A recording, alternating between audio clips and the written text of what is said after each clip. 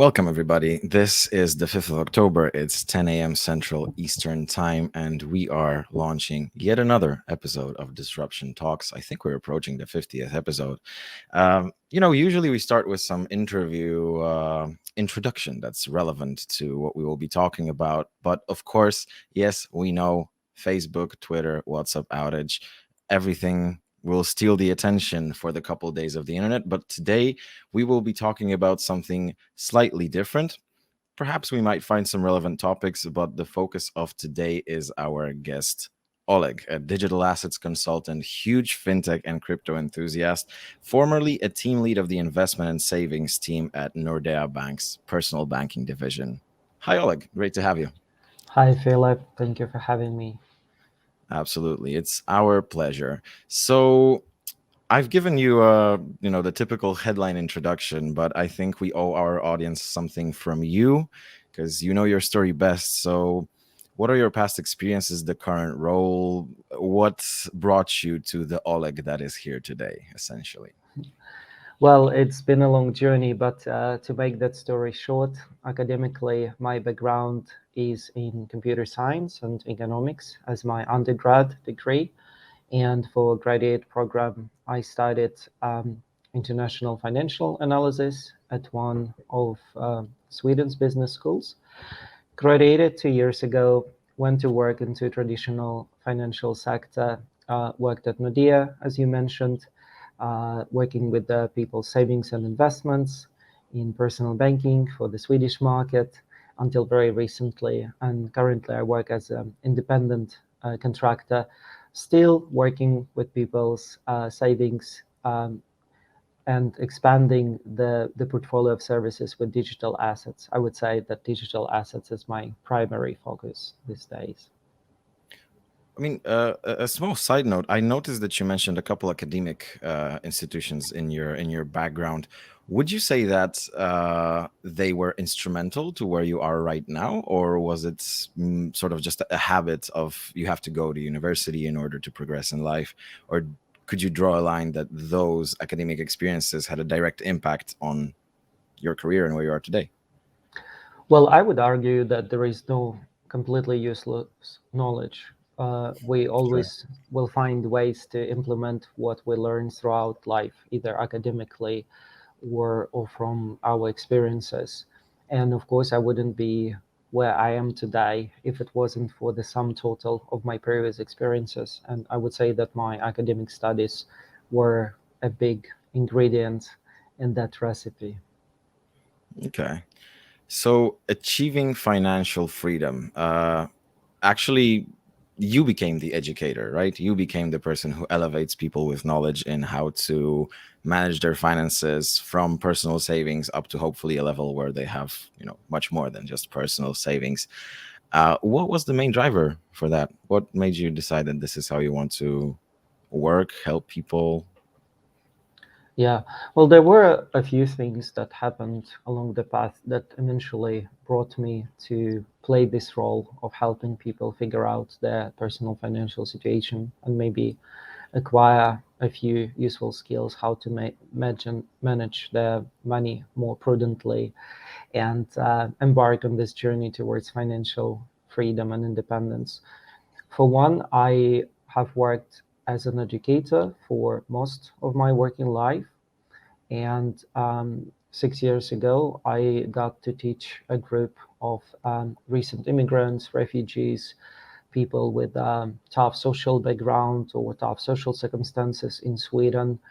And some of the modules that I got to teach them was basics of financial literacy.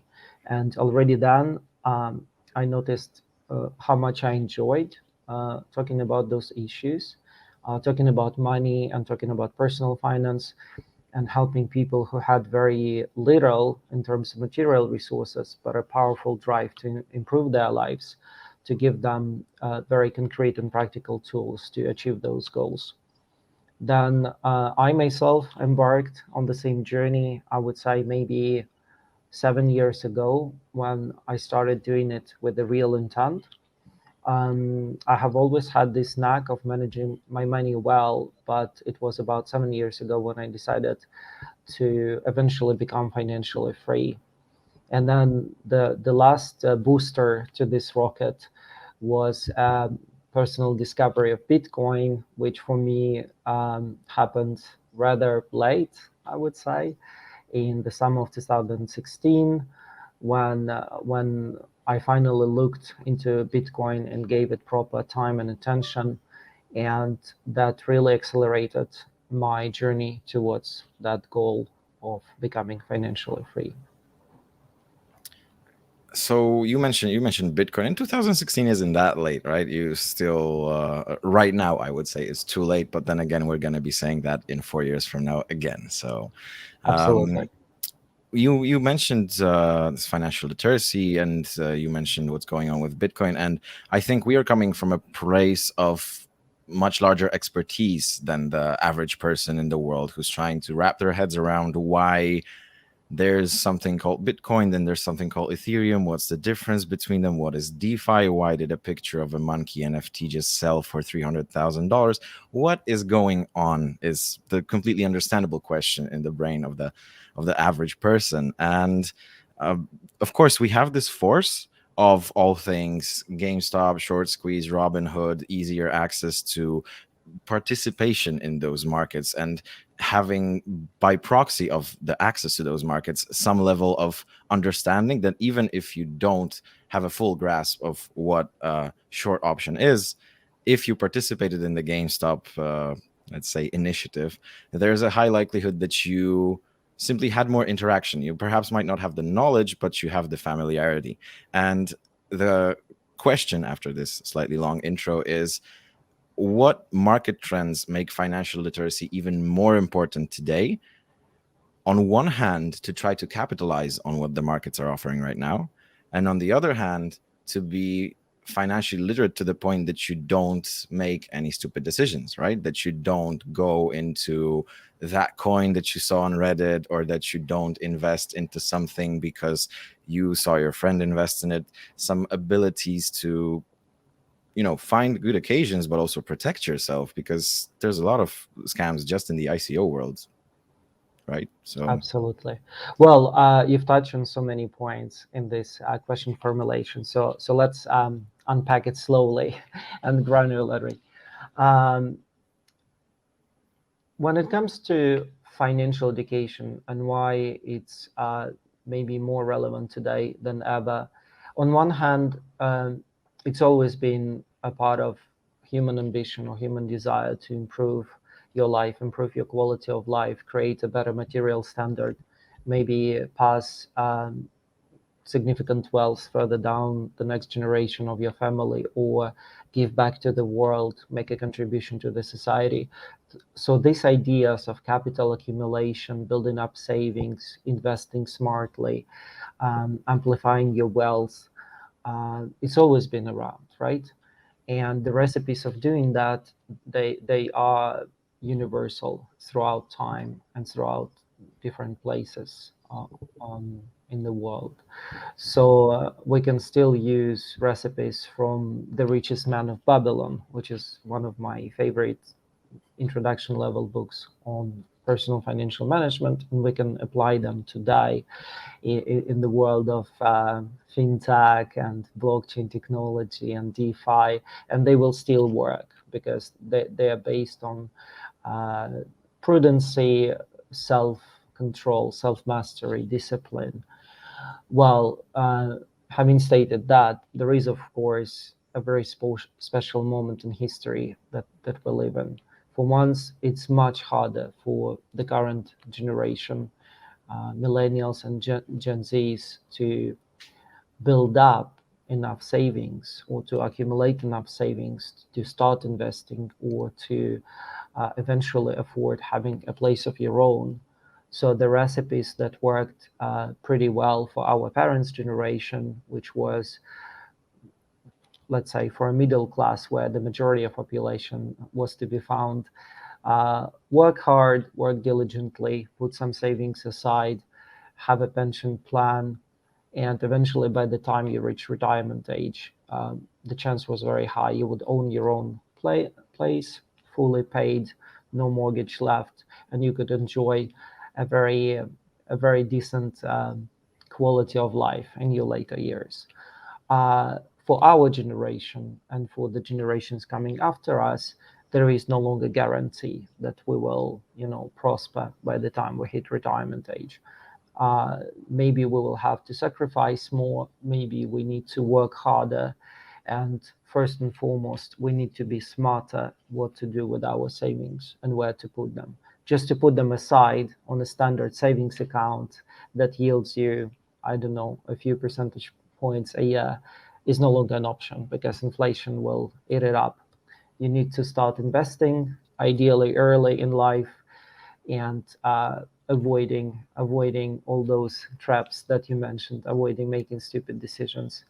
And we can talk a lot about like what are the potential pitfalls, but I would say not making mistakes, first of all, is probably unavoidable, and a certain healthy degree of mistakes making early on is probably necessary to find the right way of doing it and find your own risk tolerance and what is the margin of safety for you when it comes to your personal money. And on the other hand, as with other things in life, it comes to knowing yourself, having mastery over your impulses and instincts, and having a certain plan or discipline in place, and sticking to that plan and executing on it, and having patience and understanding that it's much better to become rich for certain than to become rich overnight and then maybe lose it all shortly after.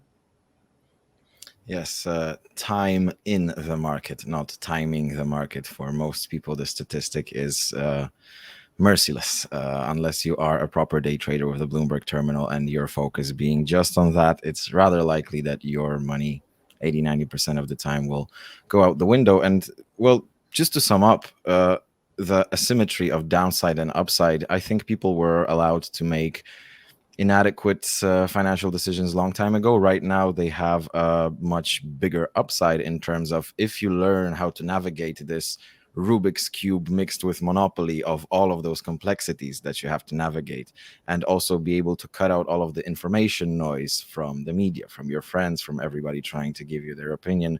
And yes, it's extremely important, just like you mentioned, to have that strategy and stick to it and not be responding to this piece of news or that piece of news, just leaving it alone. And you mentioned this one important trend, the macroeconomic trend, that right now, unlike our previous generations, it's less likely that you would be able to follow the plan of achieving real estate rather quickly and having the ability to stably redirect your finances from a every month rent payment to having your own place and perhaps managing your money differently. So, of course, in such an environment, it's natural that things like buy now, pay later will emerge, right? So this is like a snowball effect of, okay, this is the economic reality. So how can we make sure that those people still have some options? Maybe they won't get a credit card, but hey, buy now, pay later is becoming the ever-present standard. So figuratively speaking, who's to blame here, if there's anybody to blame? Because these are the macroeconomic conditions, and in the face of them, products emerge, right? So is it the financial world that's flooding us with just those all too convenient ways of getting into debts or accessing money, future cash flows, so to say? Is it a bad thing? Is it a good thing? Is it just a thing to be noticed and realized and watched? Right. Well, like you said yourself, there is really a Rubik's Cube confluence of many different factors, of many different levels, from the broadest macroeconomic perspective, or even the type of monetary system we live in today and have been for the past 50 years, which essentially led to the situation when the wages for the majority of the middle class have been stagnant for 5 decades, while asset prices have increased dramatically in equities and real estate, in commodities and other types of assets. And of course, it also comes to what kind of culture, what kind of values and norms we employ in the Western world. You know, this hunt for immediate gratification when everything is instantly delivered, everything is available on demand. You don't need to wait. You don't need to be patient. It all created like socio-psychological ground for tempting people into borrowing from the future to satisfy your desires today. And I would say that goes directly opposite to what many financial educators are preaching, which is live below your means, uh, consume less than what you can afford to, save for the rainy day, invest, prioritize future over present.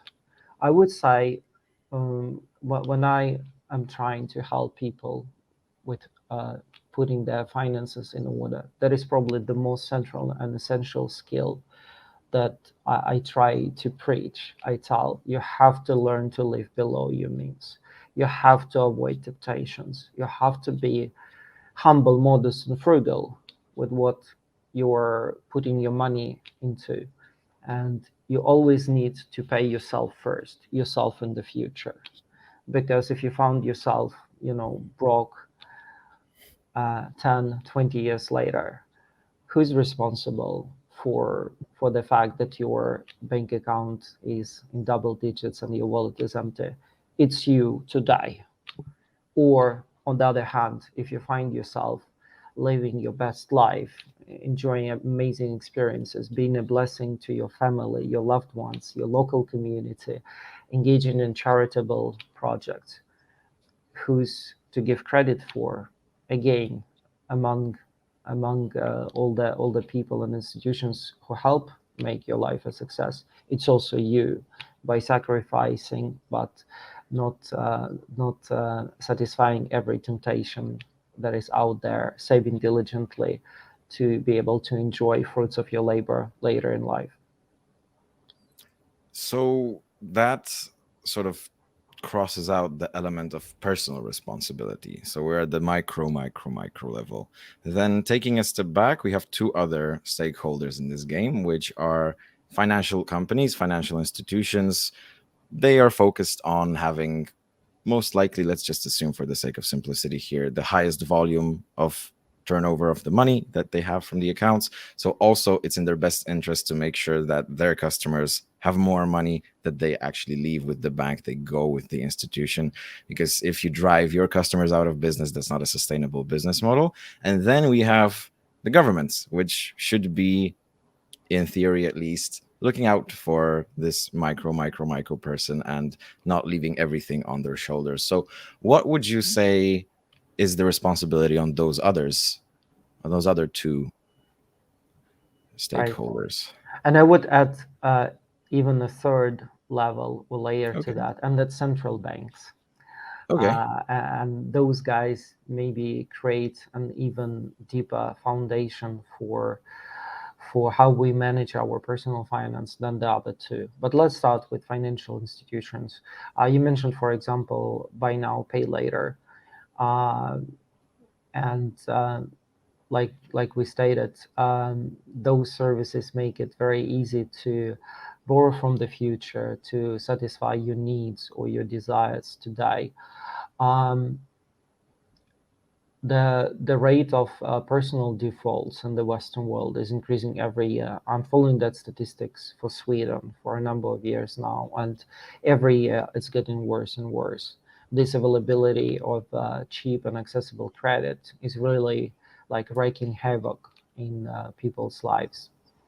Um, uh, of course, consumer protection should be in place, and that's the role that the government can play, just ensuring that there are no bad actors, the loan sharks of the modern age, who can really have such destructive effect on people's finance. Um, then the role of financial education is also crucial, and I feel like the public education system is not doing anything on that front to educate educate our youth on those matters, which is kind of funny because we spent what at least 10, 12 years in school learning a wide range of subjects that most of them have very little to do with money or personal finance or nothing at all. Then we graduate, and then most of our waking hours, we're trying to figure out how to get money and what to spend it on Yeah. and how to manage it. So the school is not preparing us to face this world and to manage our finance. That's why it's so easy for people, to always chase the latest model of a smartphone, to dream about a fancy car, to get carried away looking at the pictures of dream vacations that your friends or acquaintances are enjoying somewhere as you're browsing Instagram, and you're asking yourself, why shouldn't I do the same things if my peers are doing that? So this confluence of social media, which is often fake, or we should take it with a big grain of salt, and easy access to credit, everything available at a click of a mouse or a touch of a screen.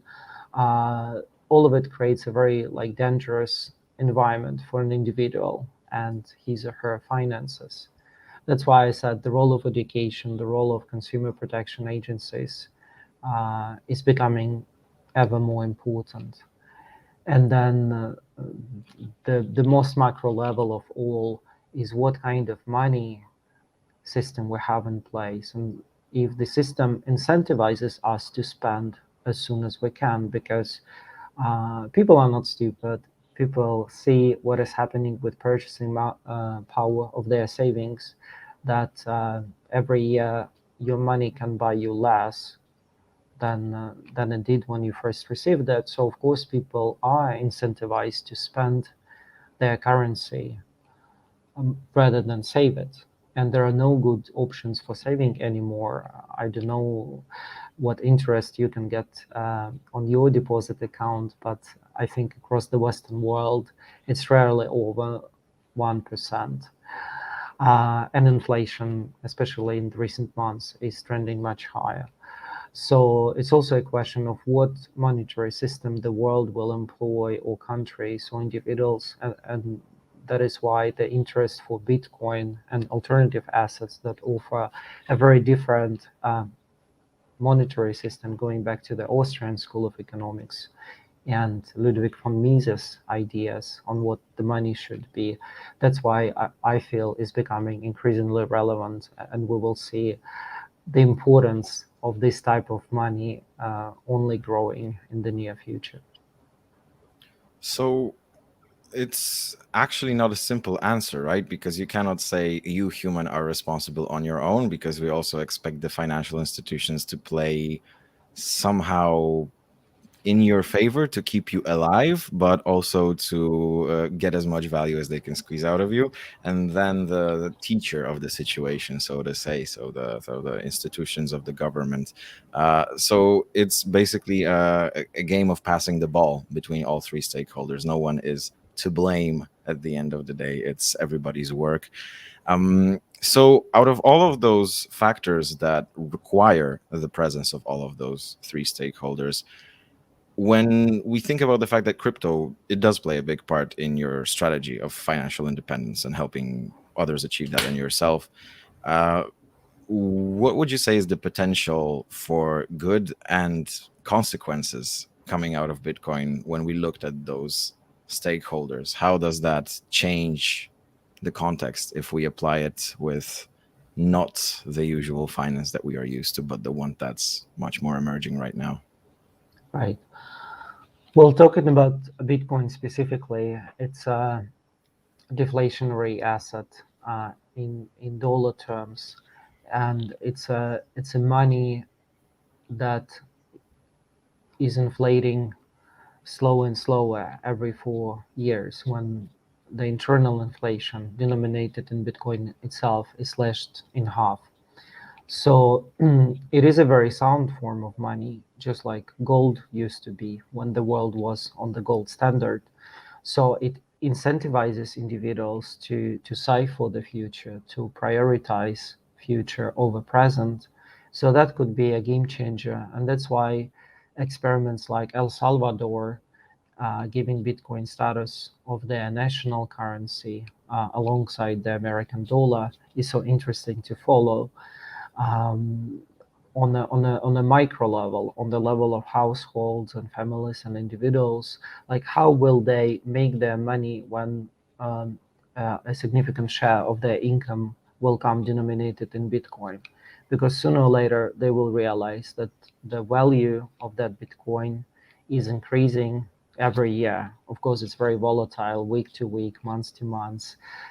But if your investment horizon is at least 3 to 5 years, if you have that patience, if you have that discipline, you will realize that it is a best performing investment asset class. And yeah, we live in a period of great financial upheaval. A lot of disruptive processes are happening. Fintech is challenging the established financial institutions.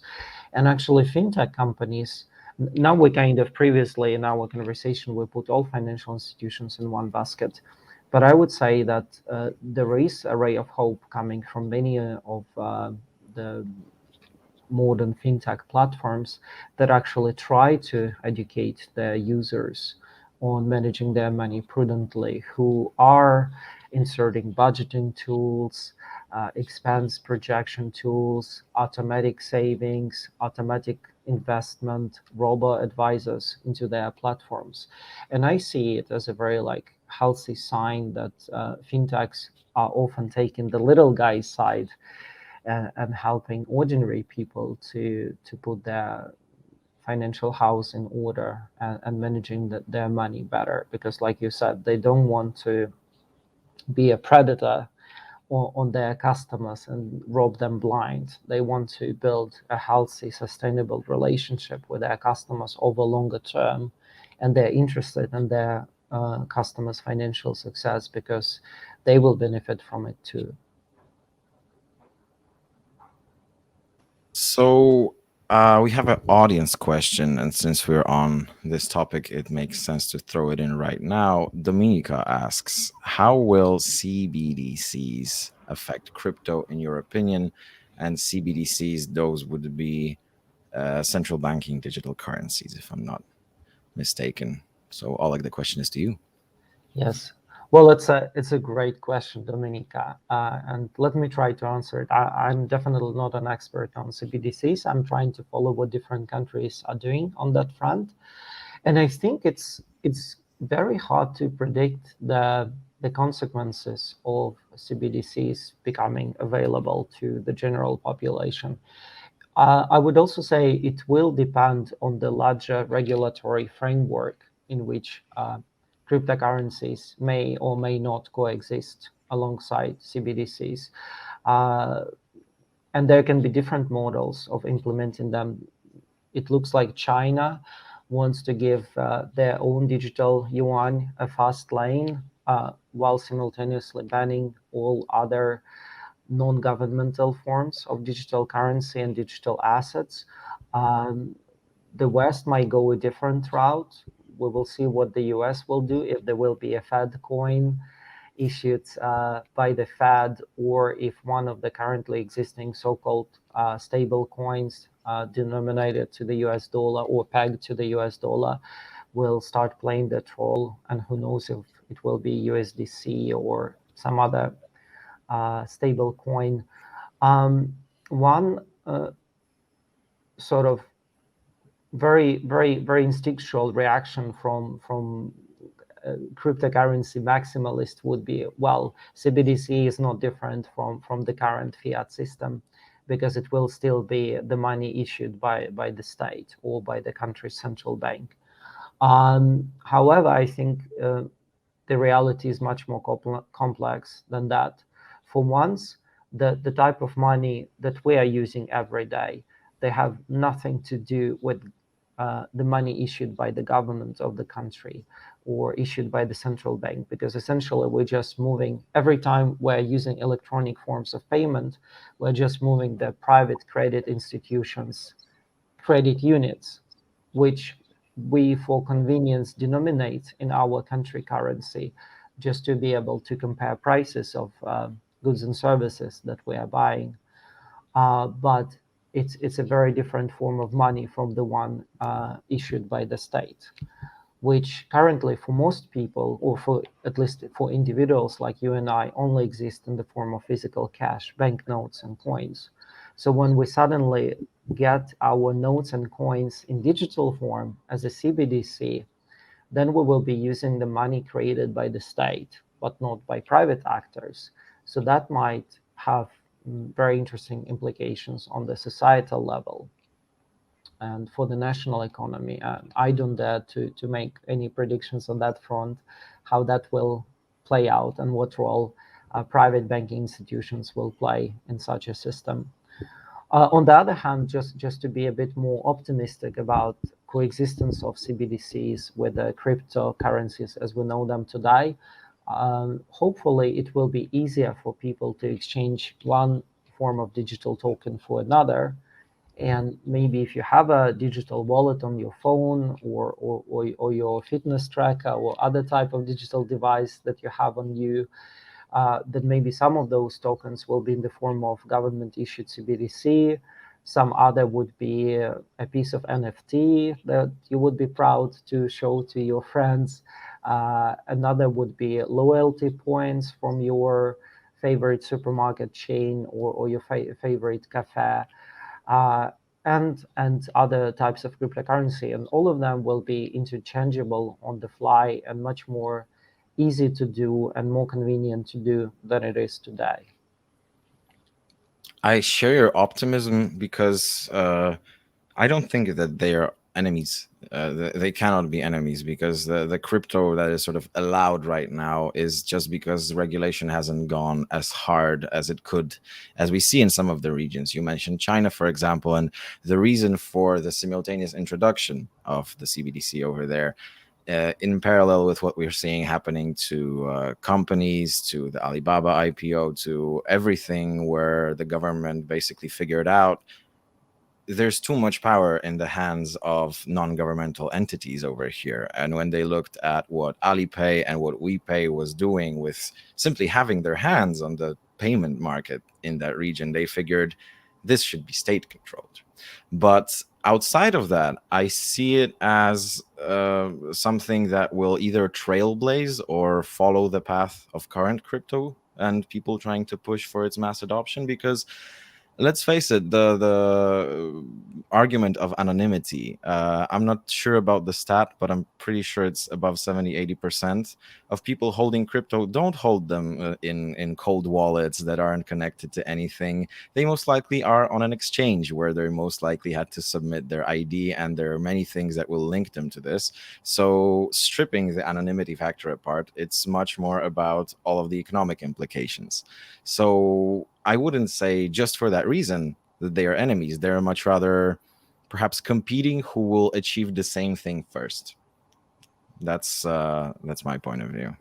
Definitely, I share your viewpoint on this. And like you said, the loss of privacy and anonymity is the darker side of CBDCs, because if those state currencies are issued in a way that lack enough privacy protection for individuals, if all the transaction can be traceable and attributed to your spending patterns, to your digital wallet address that is linked to your identity document, then of course it's a dream of every authoritarian government out there to know exactly where, when, how much you spend your money on. And maybe there are certain things that the government thinks are not good for you, that you shouldn't be, spending money on tobacco products or certain type of books, or certain trips to certain places within your country or to destinations abroad. Just imagine how quickly you might lose access to your CBDC denominated account in such a system if the government decides that they disapprove of how you're using your money. So that's a really scary future scenario. So, like we mentioned before, in case of cheap consumer credit, consumer protection agencies should play a role. There should be advocates for privacy rights and for the right of people to transact in digital cash pretty much the same like we do today. If you and I were to meet in person in a physical location, and I would borrow 20 euro from you in cash, or I would sell you something for 20 euro, the business would be just between you and I. It would be no middleman inserted, no one tracking that transaction between us. And that's why cash is still widely used in many places around the world. The question is still open to which degree the CBDCs will allow this type of transactions between individuals. Just as a interesting point to share from one of my past interviews, I was speaking with a gentleman from Germany, also very much in the Bitcoin and blockchain, sorry, and crypto space, and I asked about the fact that they are introducing a lot of novelties in terms of fintech and regulation in Germany, and I asked, is it a myth? Is it just an urban legend that cash is still king in Germany, and it's something that uh, is just the main driver of any financial decision? And it was actually shared with me that it's not just about the cash as much as for the fact that if you have a credit card, it's something that's not a popular look, socially speaking, that if you have a credit card, that carries an implication on how you manage your finances. As in, if you have a credit card, you need to have a credit card because you couldn't manage your cash without it. So just an interesting thing when we look at cash heavy societies that haven't, for example, gone as far as the neighboring Poland in terms of adoption of touchless payments. So wrapping up on crypto, still far from mass adoption. It's difficult to have it for fast transactions. It's difficult to have it without a high cost of every transaction compared to the usual finance that we use.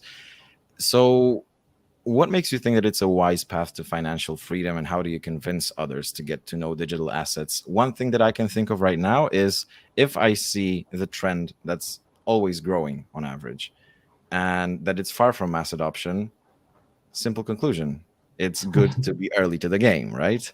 But I'm sure there's Exactly. other things you can say. Well, you exactly pinpointed one part of my answer, which was to say, well, it is attractive because it is so early. We are far from mass adoption. Investing in crypto today would be the same as investing in internet companies in late 90s. Of course, given the fact that maybe there is a cryptocurrency equivalent of a dot-com bubble crash waiting for us around the corner. But those who survived the dot-com crash 20 years ago, they benefited enormously from the adoption of internet and the incredible growth of internet native companies. We'll know those examples, we'll know those names, their household names by now.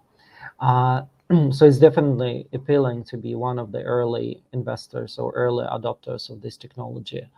On the other hand, I would say the attractiveness of crypto as an investment class is in figuring out your diversification strategy. Of course, even if you observe the fact that this particular asset class is outperforming everything else, and like you said, on average, it's growing year to year, it would still not be the wisest move to put all your eggs in the same crypto basket. But now, just the fact that we have a distinctly new uh, asset class that is occasionally correlated with commodities or precious metals, occasionally correlated with the stock market, and has been for over a year and a half now. Sometimes it goes against the grain of the equities, but it is a new asset class. So just as you would like to diversify your portfolio with maybe real estate and bonds and equities and other types of financial products, why not put a few percentage points of your portfolio into crypto?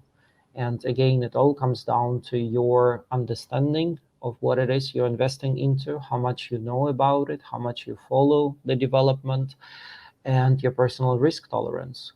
But I would say one of the most reckless things you can do with your money today is not invest 1% of your savings in cryptocurrency, especially in those that have already proven their staying power, their resilience, such as Bitcoin and Ether. So, well, the worst thing, it all goes to zero. Okay, you lost 1% of the allocation of your overall portfolio. The best case scenario, it 10x in 2 or 3 years. And there are very few other assets that can guarantee such performance.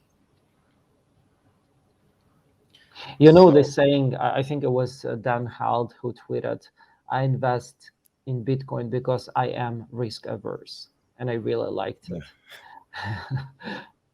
Yeah, and here to counter that with a quote, because I wanted to raise the obvious point that, of course, at the end of the day, follow the money. And if you look at all of the institutions and funds, at first trying to ridicule, then putting their small toe in the swimming pool of cryptocurrencies, and then deciding, okay, maybe let's allocate 10% of our entire portfolio just in case.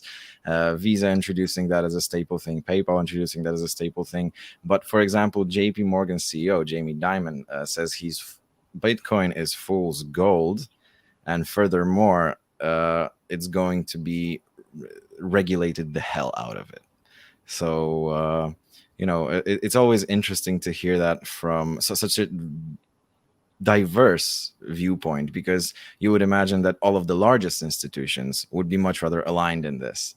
The claim here is that it has no intrinsic value. But then again, what has intrinsic value, right? Does gold have intrinsic value, or did we just appoint it? Yeah, well, the conversation about intrinsic value of things can easily force us to go over time Yeah, for philosophy talks. discussion. Yes. Exactly. But when it comes to what representatives of large financial institutions are saying publicly, I think there is much more going on behind the scenes, and there is a very different game being played outside of the view of the public view. So what we are being fed in terms of bits of information or sound bites, it might be very different from the actual intent. And I mean, you mentioned some names of large financial institutions. They have been caught red-handed manipulating the markets, manipulating the prices of assets. And since crypto is not regulated to the same degree, it's even easier to manipulate this market. And the size of the market and the liquidity on the exchanges makes it very, a thing that is easy to play with and push the price in whatever direction benefits your institution or even your personal financial interest. One thing Jamie Dimon is not wrong about is, I believe, the degree of regulation of this space that is coming. Again, to compare to the internet, like if you look back at how internet was 20, 25 years ago, it was a wild, wild west, right? It was a very exciting place to be on, but it was a wild place. There was very little protection of your privacy, of consumer rights. And today, internet, especially in the West or in the EU, where you and I are currently based, it's a very tightly regulated place, and which also helped its widespread mainstream adoption. So I think cryptocurrencies and the whole blockchain space will go the same route. as regulation tightens, uh, that powers that be become more relaxed at allowing people access to this technology and this type of assets, and integrating it in their everyday lives and using it just as we use internet on our smartphones today. Agreed. Agreed. I think, however we look at solutions from 20 years ago, in 2041, we're going to look with a similar smirk on our faces when we consider that, for example, not everybody's will was created as a smart contract on the blockchain, but much rather kept somewhere as a physical piece of paper that could be lost, damaged, hidden, stolen, anything like that, right? So, definitely a trend to follow. We have a question that's outside of Bitcoin and cryptocurrencies already. Pavel here talks about the real estate investments, if we can offer some advice. Should we expect more decisions, such as in Berlin, where the real estate funds will need to sell off their apartments? And if this scales across the entire of the European Union, how would it change the markets? And just to share some context with everybody watching, a majority in Berlin's election just voted to strip almost 250,000 rentals from major landlords and fight the city's housing crisis. This is a response to large financial institutions like funds going into cities, figuring out, okay, these real estate locations make a lot of sense for our ROI. Let's buy entire buildings, and thus making it difficult slash impossible for the Berliner to just buy their apartment when they're competing against volume funds that probably knew about these real estate investments a little bit earlier than a person just looking for the apartment. So, after this context, back to the question, uh, do we think that it's going to scale across other locations in the European Union? And what will it do to the markets? Will we see some lower temperature perhaps on the prices if it becomes less attractive as an investment and just an apartment to live in? Well, I'm afraid I'm a wrong person to ask this particular question, since I'm definitely not an expert in real estate, and I haven't been following the recent developments in Berlin. You, Philip, seem to be much more informed about what's happening, and you sort of provided your view. So maybe I could redirect this question back to you, so you could provide your perspective. Okay. One thing I would mention very, very briefly, again, circling back to blockchain technology, is maybe fractionalized and tokenized real estate could become part of our portfolios in the near to midterm future, when we don't need to buy an actual real estate property as a physical object, but to buy fractional shares of it in a digital form, and keep it in our digital wallet. So that's where NFTs can truly shine, I believe. So back to you, Philip, on this question. Thank you for the compliments, but I Google fast and talk confidently, so it's not that I have a large real estate knowledge or a background in this. But uh, in the most layman terms, I also heard about this before. Pavel mentioned this, but essentially, to put it in like bullet points, funds go into a city, eat up large spaces, that drives up the prices. The everyday person doesn't get to enjoy the normal market prices of real estate as they should. And right now, after this vote where the majority backed this initiative, the city government will buy the units owned by corporate landlords to sort of redistribute them at less boiling or frothy prices. So I would say that this is the kind of regulation that makes sense because it's protective of the local society, and you definitely don't want a situation in which the city is entirely owned by corporations and you drive out the people who make up that city.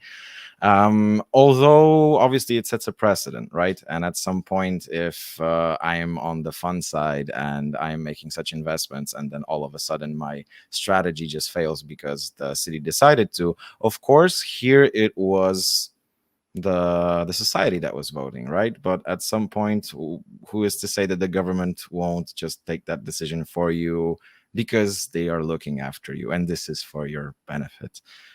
So always a two-sided kind of thing. Interesting to see what's going to happen with real estate prices globally, not just locally in our European Union, but everywhere really.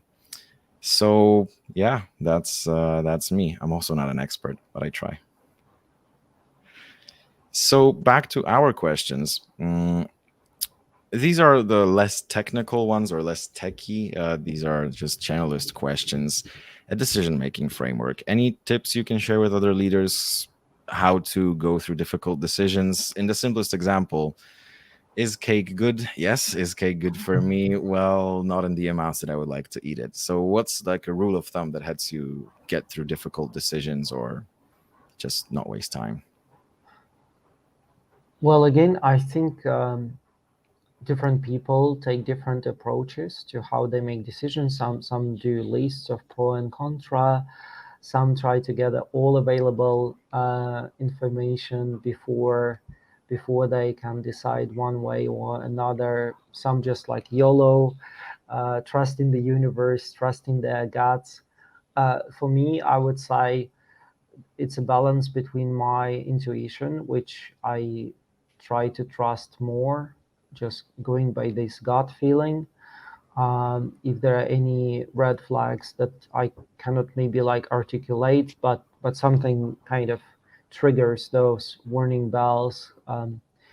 And on the other hand, just trying to study the facts, but not to the extent that would lead me to decision making paralysis when I feel like um, I don't have enough information to decide. Of course, we live in a chaotic system.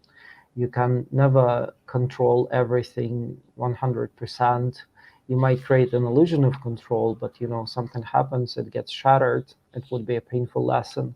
So I would say we're all chaos pilots in this world, like leaves in a hurricane, still trying to find a sense of direction, try to make smart decisions, or at least not to make mistakes too tragic that they would, like destroy us quite literally. I'm afraid there is no universal recipe, and every person on this planet has to figure these things out for herself or himself throughout life. Yeah, yeah. The most universal one can be always keep your light on and always keep it moving, right? Yeah. Um, the last question. I'm giving you remotely a magic wand, and you get to abracadabra so that every 12-year-old in the world suddenly learns a specific thing. You are basically giving the gift of education to every 12-year-old in the world, and we've heard empathy, we've heard design thinking, we've heard coding, we've heard financial prudence. One guest said, stop trying to teach kids anything when they're 12, just let them be kids. There's no right or wrong answer, but there is your answer. So I'd like to hear that. What and why? Well, what a fun question to think about. I wish I had more time to reflect upon it. But spontaneously, I would say I would like every single 12-year-old on the planet to master a language fluently. It doesn't really matter which language it is, as long as it's the same for everybody, which would create this truly connected global generation of people who can communicate with each other and understand each other, whether it happens online or when people travel and go to places. Because I feel as an English speaker, now we're using English, you and I, we have this bias when we choose our travel destinations. Maybe we're going to a country where there is a significant proportion of population who speak English, or where the services are offered in English, or the type of media we consume. So there is this inherent bias. At the same time, large regions and big masses of this global population are sort of isolated from our little info bubble just because we don't speak their language.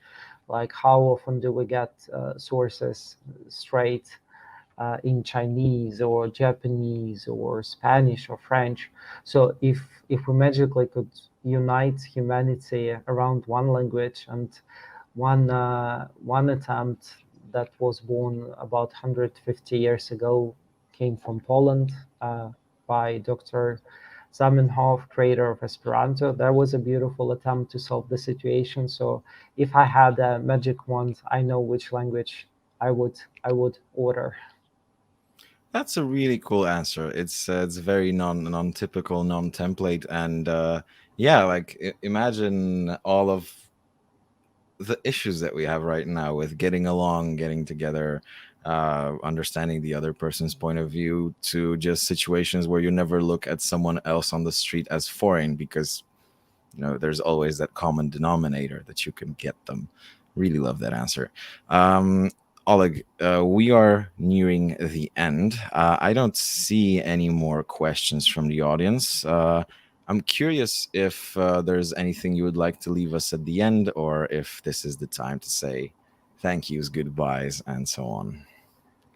Well, if you haven't considered investing in cryptocurrency, at least in Bitcoin, please give it another look. Study it, try to understand it. Just throw 10 euro into it and see how your investment develops over time. Um, Aside from that, it's been an absolute pleasure, Philip. Thank you for hosting this conversation and exchanging our opinions and our views. I've really enjoyed it. Thank you for having me. Likewise, the pleasure is all ours. And yeah, yeah, yeah, absolutely. Everybody go and try Bitcoin. And if you have some more questions, uh, Oleg is your guy. Reach out to him on LinkedIn and get yourself educated on your personal finance. So, dear Oleg and dear audience, thank you so much for attending today. As means of an invitation, later today we'll be hosting a Twitter Spaces, and on Thursday, a new series of disruption talks that deals with sustainability. So, see you there. And once again, thank you, Oleg. Thank you, dear audience, and everybody. See you either later today, on Thursday, or on next week's disruption talks. Bye bye.